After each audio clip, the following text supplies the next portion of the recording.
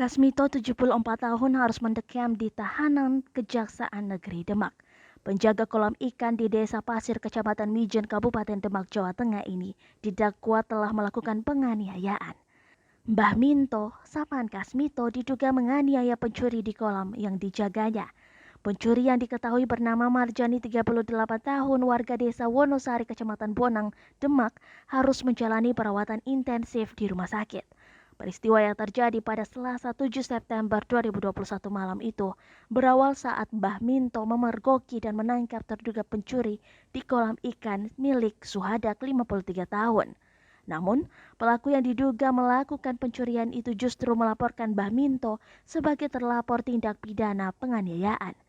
Kasus tersebut kini telah memasuki tahap 2 dan penanganan perkaranya telah dilimpahkan ke Kejaksaan Negeri Demak. Haryanto, kuasa hukum Mbah Minto, dalam press release-nya dilansir dari Kompas.co mengatakan dua petak kolam ikan yang dijaga oleh kliennya sering terjadi pencurian ikan. Tak hanya ikan, alat-alat perikanan seperti mesin diesel dan pompa air juga sering hilang diambil orang.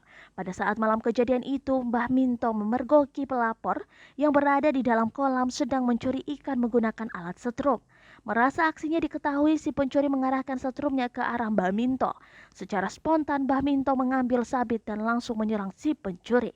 Menurut Haryanto, tindakan Mbah Minto telah memenuhi unsur pembelaan diri seperti yang diatur pasal 49 ayat 1 Kitab Undang-Undang Hukum Pidana.